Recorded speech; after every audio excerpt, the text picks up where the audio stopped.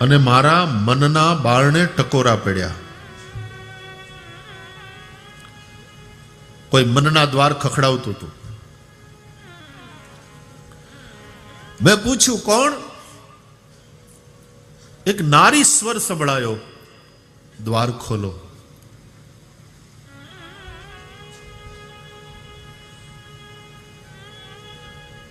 અન્યાયથી દુઃખી એક નારી છું. એક લેખ વાંચેલો,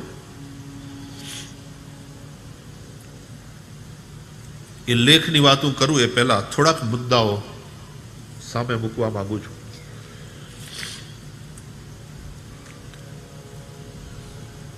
કૈકેયીના પિતાને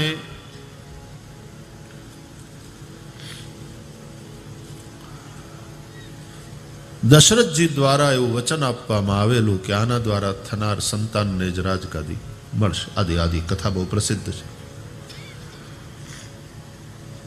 લગ્ન થયા, કૈકેયી પરણીને સાસરે આવ્યા. મંથરાને સાથે મોકલી. એ વખતમાં રાજકુમારીઓને પરણાવવામાં આવે ને એ સાસરે જાય ત્યારે એની સાથે એની જે પ્રિય દાસીઓ હોય એને મોકલવાનો રિવાજ હતો. એ પણ સાથે સાથે રાજકુમારી સાથે સાસરે જતી. પણ એ દાસીઓ એ સખીઓ જેવી રહેતી. મોટા ભાગે હમ ઉમ્ર હોય, એક તો સુંદર હોય, અને ભલે આમ દાસી પણ આમ સખી વાળો ભાવ રહેતો,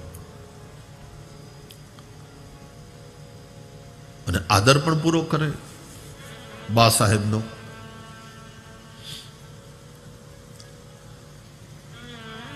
પણ જે દાસીને કૈકેયી રાજે પોતાની દીકરી કૈકેયી સાથે સાસરે મોકલી છે, એ દાસી એક તો કૈકેયીની હમ ઉમ્ર નથી, ઉંમરમાં ઘણી મોટી છે.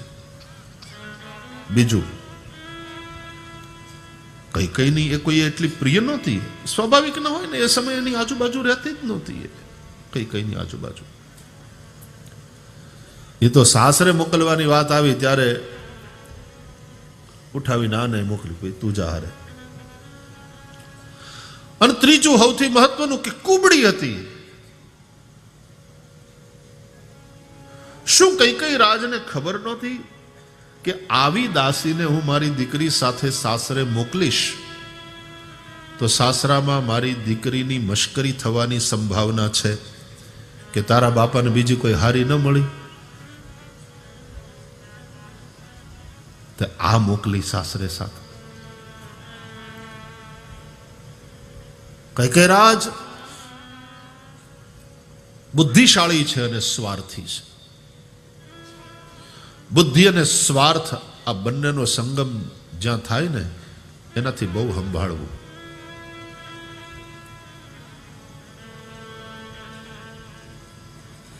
જે સંભળાવવા વાળા હશે એ ભલે સંભળાવે, જેને જે કંઈ કેવું હોય તે કે, બોલવું હોય તે બોલે, પણ આ ભલે કુબડી રહી પણ બહુ બુદ્ધિશાળી છે. મારી દીકરીના હિતોની રક્ષા આ કરશે, હોશિયાર છે, માટે મોકલી છે.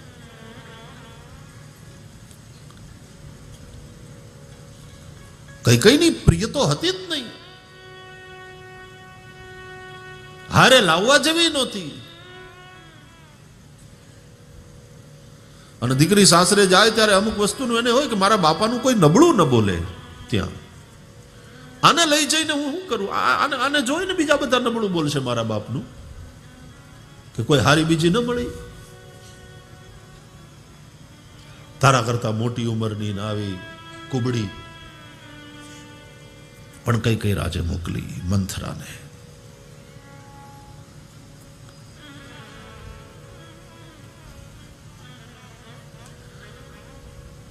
તમે જેના ઘરનું અન્ન ખાઓ ને, ધીમે ધીમે અન્ન જેવું મન થાય. અયોધ્યાના આ રઘુવંશમાં, આ પરિવારમાં જ્યાં ત્યાગ અને સમર્પણના સંસ્કારો પડેલા છે, સરજુનું પાણી પીને આ પરિવારમાં દાસી તરીકે રહીને મંથરાના વિચારોમાં પણ પરિવર્તન આવ્યું. બુદ્ધિ તો એની એ રહી, એવી ને એવી શાર્પ, વૃત્તિ બદલાડી. પછી મેં જે આર્ટિકલ વાંચ્યો તો એની વાત કરું. લેખક કહે છે કે રાતના સૂતો તો હું અને મારા મનના બારણે ટકોરા પડ્યા. કોઈ મનના દ્વાર ખખડાવતું હતું. મેં પૂછ્યું કોણ? એક નારી સ્વર સંભળાયો, દ્વાર ખોલો.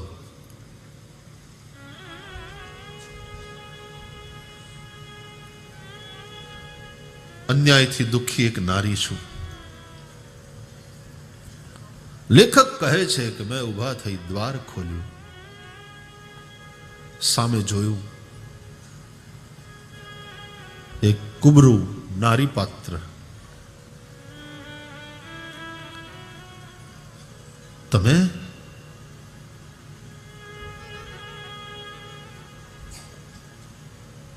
તમારા વિશે ક્યાંક સાંભળ્યું હોય, ક્યાંક વાંચ્યું હોય એવું લાગે છે જોઈને.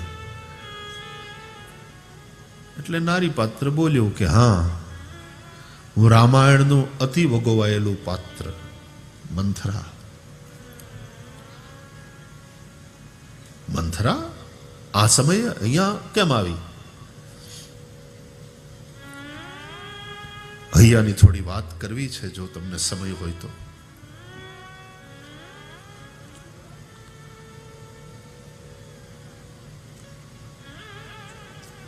ઉષ્મા વગરનો આવકાર આપ્યો. આવો બેસો, બોલો.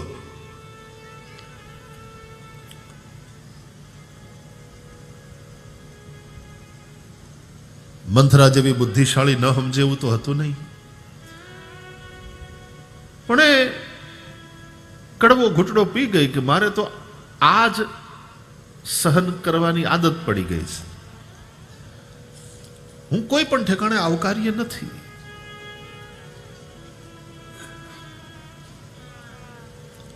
હા બોલો, શું કેવું છે?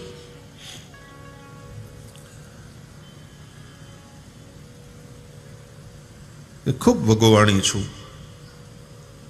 લોકોની ખૂબ ગાળો ખાધી છે. દરેક કથાઓમાં રામાયણીઓ પણ, દરેક પ્રવચનોમાં પ્રવચનકાર સાધુ સંતો, દરેક લેખોમાં તમારા જેવા લેખકો,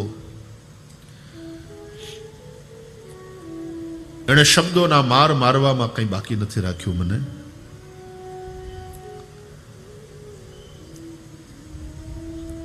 તો એની ફરિયાદ કરવા આવી છો તું? કે ના, ફરિયાદ કરવા નથી આવી, હૈયું ઠાલવવા આવી છું. જો તમારી સાંભળવાની તૈયારી હોય બોલો.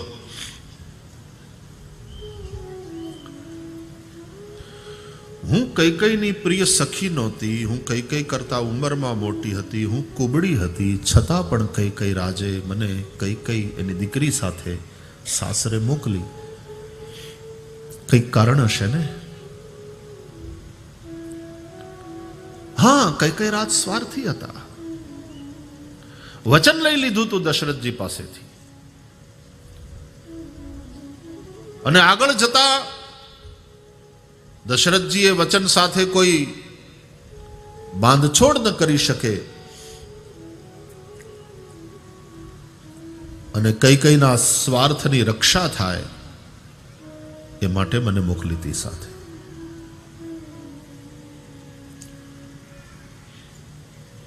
હા, એટલે તે બરાબર ટાણે ઘા કર્યો.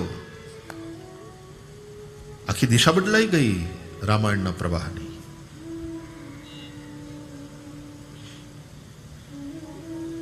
હા, માન્યતા તો એ જ છે સૌની. મારી વાત સાંભળશો? કથાઓ તમે સાંભળી છે, રામાયણો તમે વાંચી છે, મારા વિશે સાંભળ્યું છે, મને સાંભળશો? બોલો.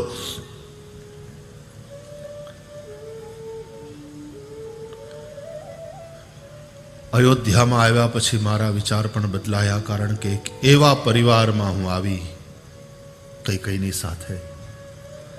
એમ થયું કે વાહ, બધાને પરસ્પર કેવો સદભાવ છે. આ ખરા અર્થમાં ઘર છે, જ્યાં દરેક એકબીજાને માટે જીવે છે, કોઈ પોતાને માટે નથી જીવતું. અહીંયા એક મર્યાદા છે, ત્યાગ છે, સમર્પણ છે, ધર્મ છે, પરમાર્થ છે.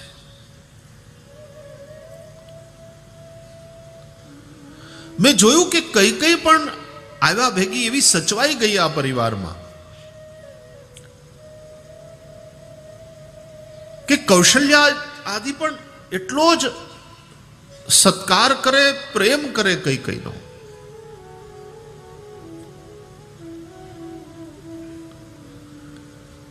અને આનંદ મંગળમાં વધારો થયો જ્યારે પુત્ર કામેષ્ટ યજ્ઞ પછી ત્રણેય નારીઓથી પુત્રોનો જન્મ થયો. कौशल्यानंदन राम बड़े, कैकेयी नंदन भरत छोटे और दो सुमित्रा नंदन.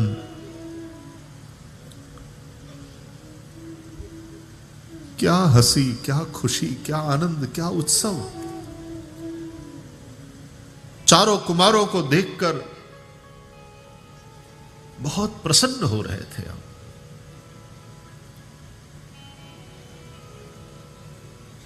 और एक दिन विश्वामित्र आए और उनके साथ राम और लक्ष्मण गए. सब दुखी थे, लेकिन मैं देख रही थी सबसे ज्यादा दुखी कैकेयी है. कैकेयी हमेशा कहा करती, भरतन प्रिय मोहि राम समान. राम के समान भरत भी मुझे प्रिय नहीं है. रामचरितमानस में तो कैकेयी जी और मंथरा का जहां संवाद है, वहां कैकेयी जी कह ही रही है कि राम ने बधी ज माताओं प्रत्ये प्रेम छे, छता मो पर करही स्नेह बिसेखी. मैं करी प्रीति परीछा देखी. मारा ऊपर राम ने विशेष प्रेम छे.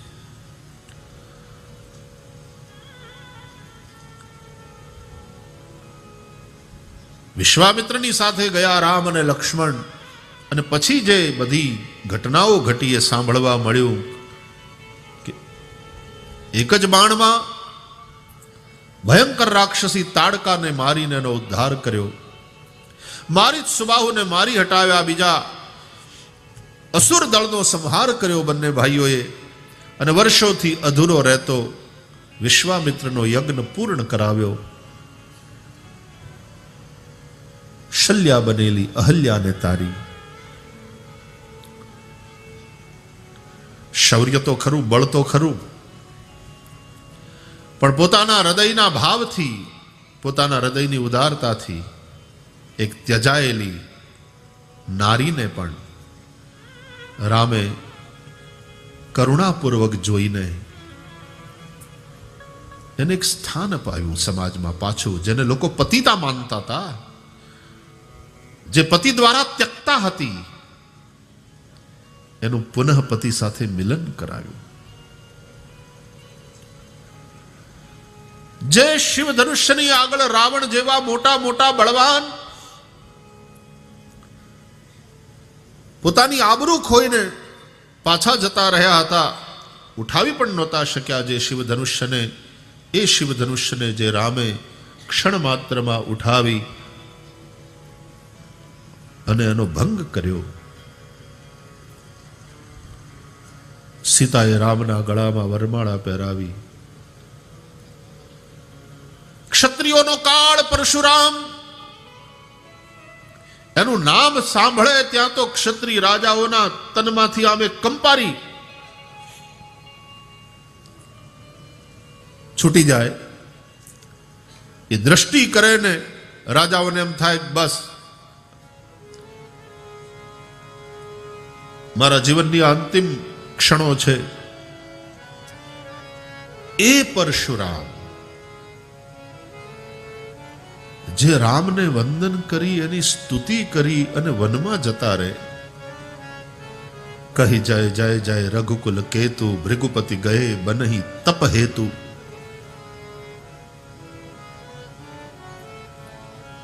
અને એ પછી અયોધ્યાથી 2 દૂતો આવે અને પછી આનંદ મંગલના સમાચાર સાંભળીને પછી અહીંથી જાન ગઈ.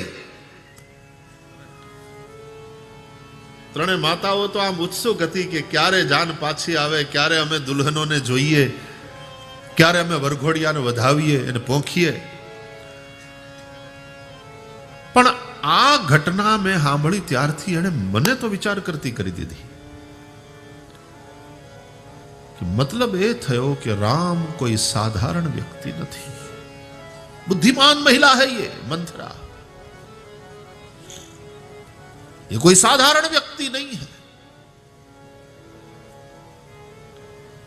किसी परम शक्ति का अवतरण हुआ है कौशल्या जी के माध्यम से. इतने वर्ष यहां रही, हम तो कहीं ન કહેવાય પણ કદાચ મંથરાએ કીધું હશે કે તમારી રીતે મેં કંઈ પોલિટિકલ સાયન્સમાં ગ્રેજ્યુએશન નહોતું કર્યું, પણ પોલિટિકલ સાયન્સ એ મારો રસનો વિષય રહ્યો. હું સતત જોયા કરતી હતી કે આમ તો રાજા દશરથ ચક્રવર્તી છે,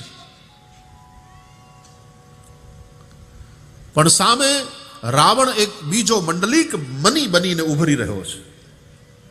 અને ભવિષ્યમાં આ રાવણ, આ દશાનની સત્તા એ દશરથજીના આ ચક્રવર્તીના સામ્રાજ્યને માટે મોટો ખતરો બની અને ઉભરશે.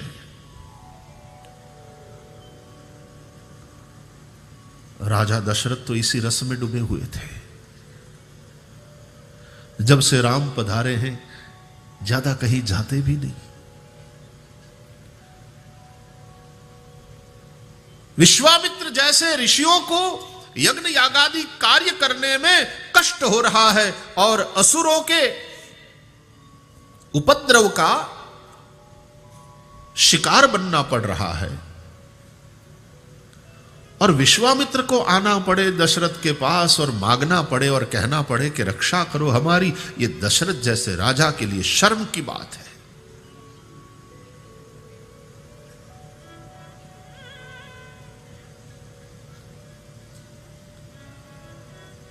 आड़वात लई लऊं, जे हिंदुस्तान में अतिथि देवो भवनी भावना है, ये हिंदुस्तान में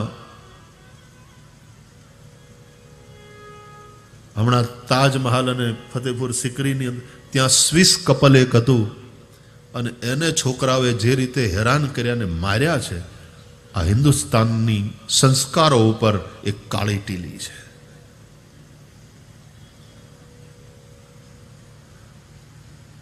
આપણે ક્યારે નારી શક્તિનો આદર કરતા શીખીશું?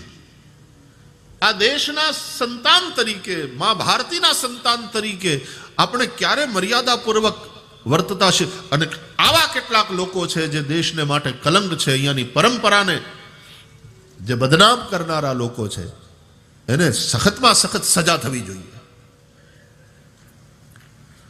પછી તો એ બંને જણા બિચારા હોસ્પિટલમાં છે, આપણી સરકાર પણ એના માટે કરી રહી છે, પણ આવા લોકોને તો સખત સજા થવી જોઈએ.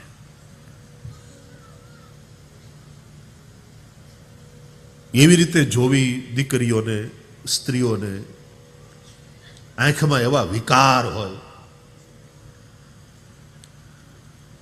હાવ ભોગ્યા જ લાગે. અને અહીંયા આપણે ગરબા ગાનારા કે તું કાળી ને કલ્યાણી રે માં, જ્યાં જોઉં ત્યાં જોગ માયા. નનકોડી બાળકીઓના ઉપર બળાત્કાર થાય ને પછી પાછા એને મારી નાખે, આવા રાક્ષસો છે. આપણને એમ થાય કે કેમ કેમ એક નાનકડી નિર્દોષ દીકરીને જોઈને એના મનમાં વિકાર કેમ ઊભો થઈ શકે? આવી નિર્દોષ, સાવ નિર્મળ,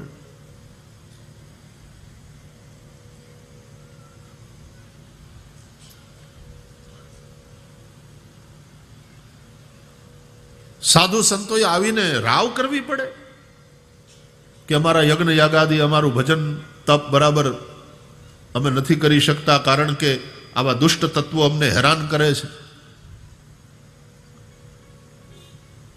મને એમ લાગ્યું કે દશરથજીને માટે આ નીચા જોણું કહેવાય.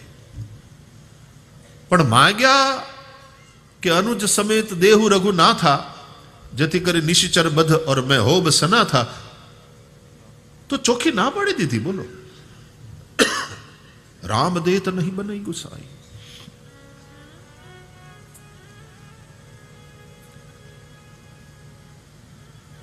દશરથજીનો આ રામ પ્રેમ જોઈને પ્રસન્નતા તો થાય, પણ ક્યાંક મને એમ લાગ્યું કે આ એમની ભક્તિ, આ એમનો પ્રેમ જ્યારે એમને કર્તવ્યથી થોડાક વિમુખ કરી રહ્યો છે.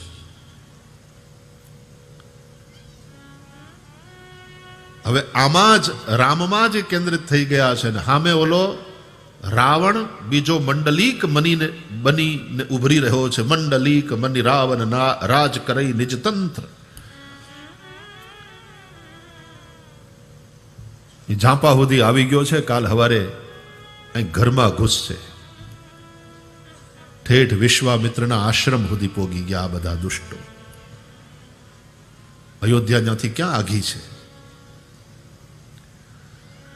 ત્યારે રામની આ શક્તિનો ઉપયોગ કરવો પડશે.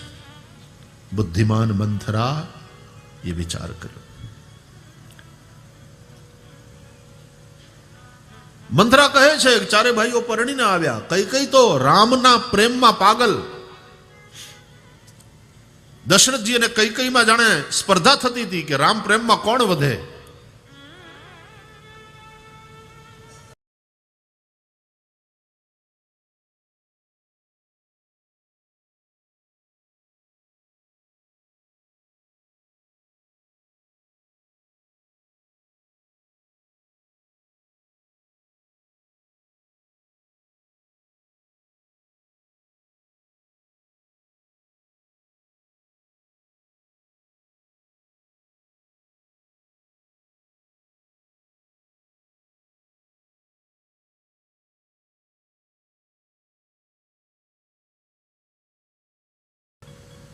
અને હું કઈ પાસે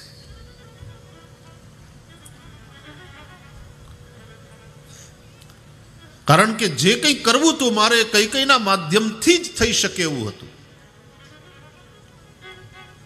દશરથજીના કઈકઈ પ્રેમને જોતા અને દશરથજી કઈકઈના સાથે વચનથી બંધાયેલા, બે વચન બાકી હતા, લેણા હતા. આ બધી વસ્તુનો વિચાર કરીને થયું કે મારે જે કરવું છે એ કઈકઈના માધ્યમથી થશે. પણ કઈકઈનો રામ પ્રેમ જોતા મારા માટે કામ પણ એટલું જ કઠણ છે. કઈકઈને સમજાવવાનું, કઈકઈને આ કામ કરવા માટે તૈયાર કરવાનું મારા માટે કઠણ છે, હું જાણતી હતી.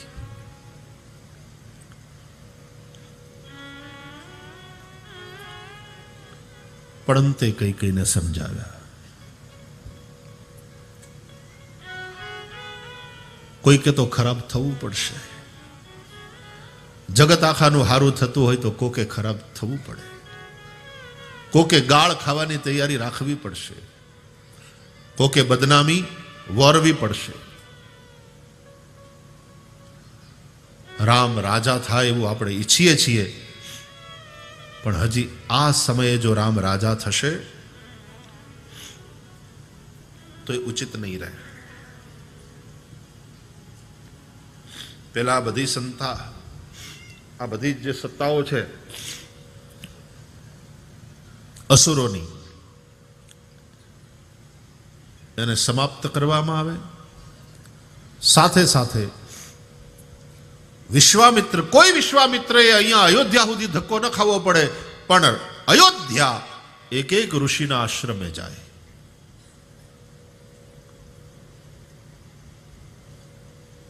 અયોધ્યાની સત્તા એક એક ગરીબને ઝૂંપડે જઈને ઊભી રહે. એટલે ધર્મ સત્તાના પણ આશીર્વાદ મેળવે અને જનસત્તાનો પ્રેમ અને સમર્થન મેળવે. અને એ કર્યા પછી એ મજબૂતી સાથે જો રામ રાજા થશે તો રામ રાજ્ય લાંબુ ચાલશે, અવિચલ હશે. સીધે સીધો આ ગુજરી ગયો ને પછી એનો દીકરો ક્યાંક બીજે હતો ને લાવીને બેહાડી દીધો, સીધું રાજ તિલક કરી નાખ્યું. એક એવી રીતે થાય. રાષ્ટ્રનો કોઈ નેતા બને એવું પણ બને. વ્યક્તિ તરીકે માણસ સારા હોય એમાંય કોઈ શંકા નહીં.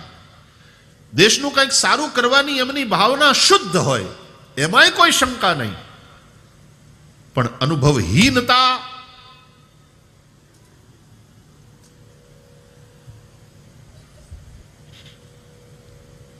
તમે ખાલી હારા છો, તમારા ઇન્ટેન્શન હારા છે એ પર્યાપ્ત નથી. એ હેતુઓને સિદ્ધ કરવા માટેની આવડત અને એના માટેના જરૂરી અનુભવો એમાંથી તમે પસાર થયેલા હો એ પણ જરૂરી છે. એટલે ગ્રાસરૂટ લેવલથી માણસ તૈયાર થાય.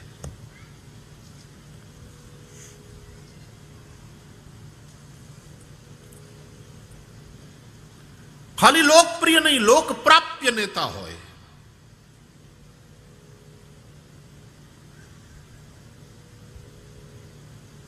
સાધારણ માણસને ઝૂંપડે જઈને પણ ઊભો રહે.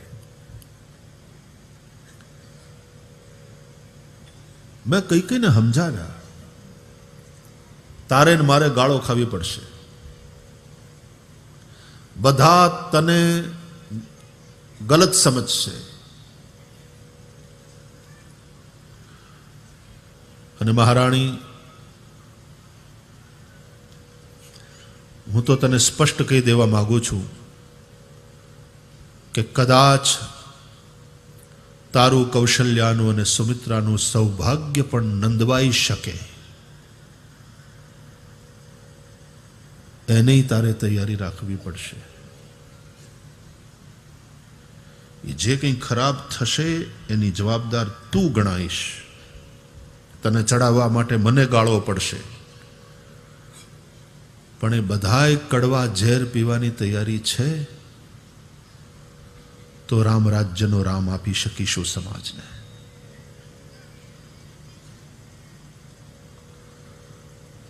પણ એ જ વાત આડી આવી કે બધું કરવા તૈયાર, મંથરા તું સમજાવે બધું મને બુદ્ધિમાં ઉતરે છે, હું બદનામી વોરવા તૈયાર, હું ગાળો ખાવા તૈયાર, પણ રામને વનમાં કેમ મોકલું? બોલો, રામ પ્રેમ કે જો દશરથજીના રામ પ્રેમને લઈને દશરથજીનું જીવન બસ આમાં જ કેન્દ્રિત થઈ ગયું છે. ગુરુજીને ત્યાં બહુ નથી જતા. કઈ કામ હોય તો ગુરુજીને બોલાવે.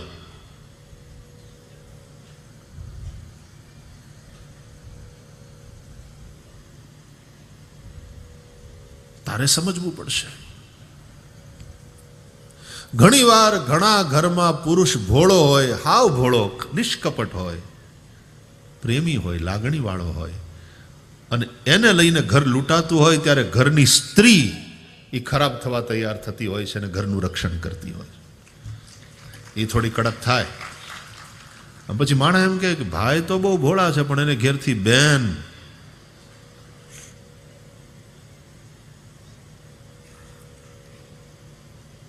એનાથી જાળવજો, એ વાઘણ જેવા છે.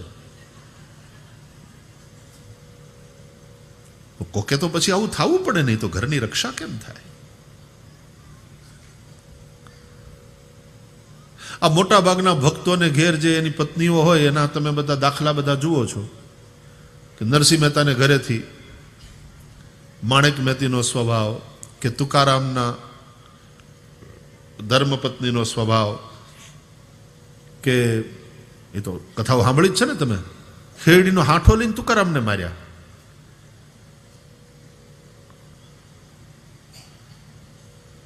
સોક્રેટિસની પત્ની ઝેન્થેપી ઘરમાંથી તો કાઢ્યા, પણ ઉપરથી અઠવાડનું ટોપિયું માથે ફેંક્યું, ઉપરથી અઠવાડ ફેંક્યું કે આ બધા આવા હારા માણસો હોય, એની પત્નીઓ કેમ આવી આમ ખીચકીને આવું હોય? બધી દેવહૂતિઓ ન હોય. સંસારમાં રહેવા માટે થઈને પછી કોકે તો સંઘર્ષ કરવો જ પડે, એટલે ત્યારે ન્યાય માતૃશક્તિ એવી તૈયાર થઈ જાય. ભોળાનાથની પત્ની હોય ને, દક્ષની દીકરી જ હોય. દક્ષની દીકરી, ચતુર્બાપની બેટી. તો ભોળાનાથનું ઘર હાલે.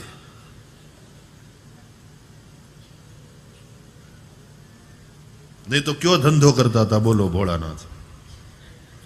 કઈ દુકાન હલાવતા હતા? કેટલી આવક હતી?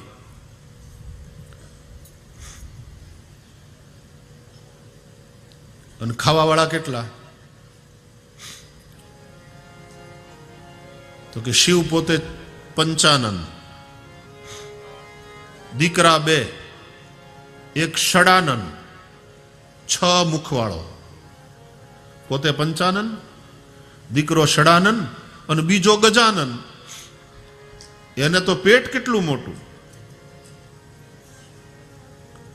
અને વચ્ચે વચ્ચે આવે ચેલો ઘેર, તે ઈ દશાનન. તો એને કેવું પડે કે ભાઈ જમીન જા બાપા.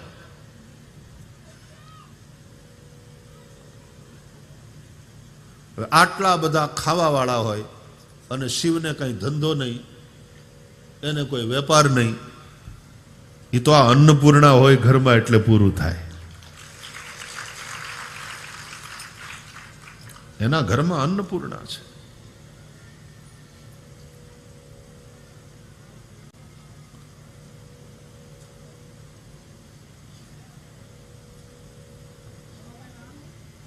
તૈયાર થાવ કઈ કઈ. અને હૃદય ઉપર પથ્થર મૂકીને કઈ કઈ તૈયાર થયા. અને જે થયું એ દુનિયાની સામે છે. સૌભાગ્ય નંદવાયું, પેલો ભોગ. દીકરો એને સંબંધ તોડી નાખ્યો.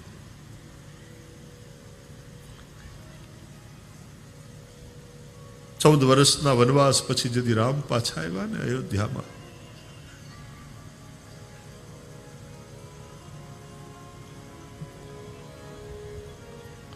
અને વિધવા થયેલી 3 માતાઓને રામ મળે છે, ત્યારે સૌથી પહેલા વેલા મળ્યા હોય તો કઈ કઈને પ્રથમ રામ ભેટી કઈ કઈ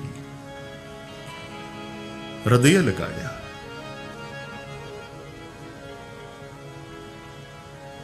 કૃષિકાય કઈ કઈ, ત્યજાયેલી કઈ કઈ, આઇસોલેશન में જતી રહેલી કઈ કઈ. કારણ કે લોકોની નજરો પછી સહન નહોતી કરી શકતી કઈ કઈ કે મંથરા આઇસોલેશનમાં જતી રહી હતી. આજે જ્યારે રામ આવ્યા છે 14 વર્ષ પછી, ત્યારે બારી નીકળી અને સૌથી પહેલા વહેલા રામ એને ભેટે છે. રડી પડ્યા. અને પછી તો કેટલી કથાઓ છે ને કે માં તે મને વનમાં ન મોકલ્યો હોત તો પિતાનો પ્રેમ કેવો કહેવાય મને કેમ ખબર પડી હોત, નારીનો પ્રેમ કેવો હોય કેમ ખબર પડી હોત, ભાઈનો પ્રેમ કેવો હોય એ મને જાણવા ન મળ્યું હોત, મને સુગ્રીવ જેવો સખા ન મળ્યો હોત, હનુમાન જેવો સેવક ન મળ્યો હોત, માં તે મને વનમાં ન મોકલ્યો હોત તો મારા બાવડામાં બળ કેટલું છે એની મને કેમ ખબર પડી હોત. રાવણ જેવા અસુરોનો નાશ કરી શક્યો હું. માં તારા તો મારા ઉપર ઉપકાર છે, તે બદનામી સહન કરીને દુનિયાની ગાળ્યું ખાઈને મારા આ લીલા કાર્યમાં બહુ મોટો સહયોગ કર્યો છે. હું તારો ઋણી છું.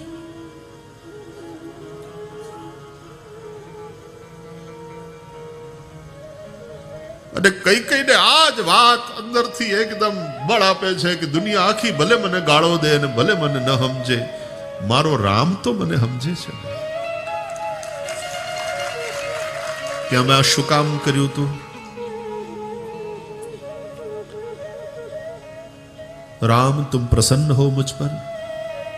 बोले हाँ मां. तो तुमसे कुछ मांगू? बोले मां तुमने जो किया है उसकी तुलना नहीं हो सकती, मैं तुम्हें क्या दे सकता हूं. तुम जो मांगना चाहती हो मांगो. और तब कई ने केवल रोते हुए इतना कहा, मैं और कुछ नहीं चाहती, बस कम से कम इतना कर दो कि ये भरत मुझे मां कह करके पुकारे.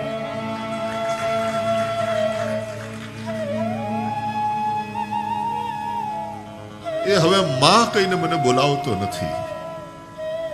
મારા દીકરાની આંખમાં મારા માટેનો જે તિરસ્કાર મને દેખાય ને, ક્યારેક અણજાણે એની દ્રષ્ટિ પડી જાય મારા ઉપર ને મારી દ્રષ્ટિ મળી જાય અમારી, તો એની આંખમાં જે મારા માટેનો તિરસ્કાર મને દેખાય છે.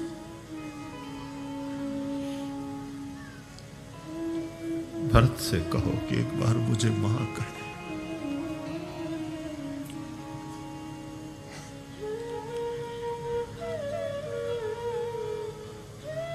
કઈ વરદાન માગે છે ને રામ વનમાં જાય છે ત્યારે ભગવાન રામ કઈને જનની કહીને સંબોધે છે.